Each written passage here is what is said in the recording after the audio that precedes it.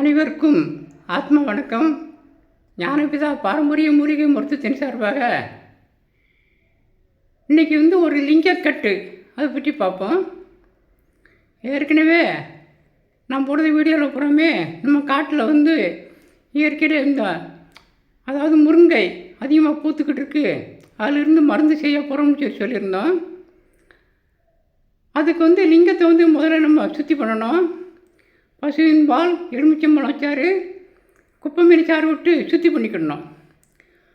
அதுக்கடுத்து நாட்டு வெங்காயம், அதாவது ஒட்டு வெங்காயம் இல்லாமல் நாட்டு வெங்காயம் இருக்கணும், பழைய வெங்காயமாக இருக்கணும். அதை சாறு எடுத்து ஒரு 3 நாளைக்கு கொஞ்சம் சூடம் சேர்த்து வச்சுருந்து அதை மீண்டும் அந்த லிங்கத்துக்கு சுரு கொடுக்கணும். அப்போ இதில் அதிகமான சத்து அதில் ஏறிடும். நான் ஒவ்வொரு தடையும் சொல்லியிருக்கேன், மருந்துகளை கெட்டி பயன்படுத்தும் போது அதிகமான குணம் தரும்னு சொல்லியிருக்கேன். அப்போ அதுக்கடுத்து நம்ம லிங்கத்தை கட்டணும்னா ஒரே கட்டியாக இருக்கணும். இப்போ 35 கிராம்னா 35 கிராம் அரிதாரமோ எலுமிச்சம்பழம் சாறு விட்டு அரைச்சி அதுக்கு கவசம் பண்ணி அதுக்கு 2 செங்கலுக்கு நடுவில் ஓட்டை விட்டு அதுக்குள்ளே வச்சு நம்ம அதுக்கு ஒரு சீலமணி சுற்றி ஒரு 100 எருவில் போடலாம். அது நிற்கும், புகையாமல் இன்றைக்கி புகையாமல் இருக்கும். அப்படி புகைஞ்சிச்சின்னா மீண்டும் ஒருக்க செஞ்சிட்டிங்கன்னா துப்புர புகையாது, கட்டிடும். இதோடைய முழு விவரமும் நம்முடைய வகுப்பில் சொல்லிக் கொடுக்க போகிறோம். ஏற்கனவே சொல்லி வச்சுருந்தாலும் இன்னொருக்க சொல்லிக் கொடுக்க போகிறோம். இந்த வட்டம் கட்டுமுறை பயிற்சியில் லிங்கக்கட்டு, பொன்னிமலை மருத்துவம், வெள்ளியை சம்மந்தப்பட்ட மருத்துவத்தை பற்றி இந்த வட்டம் சொல்ல போகிறோம். அதனால் இந்த லிங்கக்கட்டில் உயர்ந்த மருந்து. அதுக்கடுத்து இந்த பார்த்துக்கங்க, பூரா முருங்கைப்பூ நம்ம காட்டில் பிடிங்கிட்டு இருந்தது. இந்த முருங்கைப்பூவை அந்த கெட்டின லிங்கத்துக்கு முருங்கைப்பூ சாறு விட்டு சுரு கொடுக்கணும். அப்புறம் மீண்டும் 8 மணி நேரம் அரைக்கணும். அரைச்சி சிறு புடம் போடணும். இந்த புடத்துக்கு நிற்கும். எவனா நம்ம கெட்டி இருக்கிறதுனால நெருப்புக்கு நிற்கும். அதனால் நீங்கள் ஒரு 35 கிராம்லேருந்து 100 கிராம் வரைக்கும் போட்டிங்கன்னா ஒரு 100 எருவு கூட போடலாம், தாங்கும். அப்படி முடித்த லிங்கத்தை எடுத்து வச்சுக்கிட்டு நம்ம அனுப்பானமாக சாதிக்காய், சாதிபத்திரி, கிராம்பு எல்லாம் சேர்த்து நம்ம அனுப்பானமாக தேனில் குழம்பு சாப்பிடணும். மீண்டும் இதே பூச்சாறில் தேன், இந்த முருங்கைப்பூச்சாறு,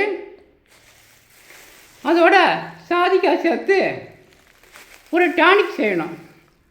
அந்த டானிக் இன்றைக்கி ஆண் பெண் உடலுறவுக்கு முன்னால் ஒரு சர்பத்து கரண்டி வீதம் தண்ணியில் கலந்து குடிச்சிட்டு போகம் பண்ணிவிட்டு முடித்த பிறகும் ஒரு சர்பத்து கரண்டி வீதம் 2 பேருமே ஆண் பெண் 2 பேருமே சாப்பிட்டாச்சுன்னா அவங்களுக்கு எவ்வித களைப்பும் வராது.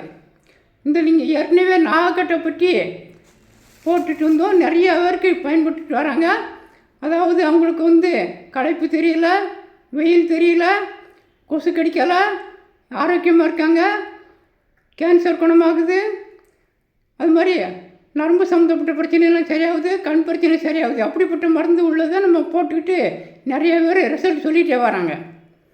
அதே மாதிரி இந்த லிங்கக்கட்டும் பார்த்திங்கன்னா இதுவும் உயர்ந்த மருந்து, ஆண்களுக்கு ஒரு சிறப்பான மருந்து.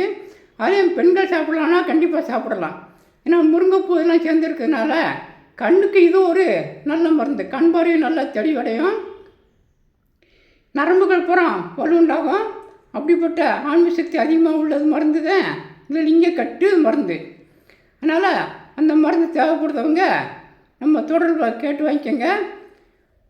2வது, இதை பற்றி விவரம் கேட்கணுமுன்னா நீங்கள் ஃபோனில் பேச வேண்டாம், நேரடியாக வருது 26/7 ஞாயிற்றுக்கிழமை நம்ம மூலிகை வகுப்பில் கேட்டுக்கோங்க. உங்களுக்கு நிறைய சந்தேகத்தை லிங்கக்கட்டு, நாகக்கட்டு, வெள்ளியை கட்டு எல்லாமே உங்களுக்கு சொல்லி கொடுத்துருவோம். அதனால் வகுப்பில் கலந்துக்கங்க. எல்லாம் நிறைய உயர்ந்த மருந்தை செய்யுங்க. ஏன்னா வாத முறைகளை பற்றி தான், ரசவாதம் பற்றி தான் பேசிட்டு வரோம். எந்த கடந்தவங்களும் மீண்டும் சொல்லேன், ரசவாதத்துக்குன்னு சொல்லி இறங்கி இங்கே வர வேண்டாம். நீங்கள் உயர்ந்த மருந்து தயாரிக்க போகிறோம் அப்படி எண்ணத்தோடு வாங்க. உயர்ந்த மருந்து தயாரித்து நீங்களும் சாப்பிடுங்க. மற்ற நோயாளிகளுக்கும் கொடுத்து, அதாவது ரொம்ப ஆரோக்கியமாக இருக்க மாதிரி நல்ல கட்டு மருந்துகளாக இருக்குது. உங்களுக்கு அத்தனை சொல்லிக் கொடுக்க போகிறோம். கலந்துக்கங்க. நன்றி, வணக்கம்.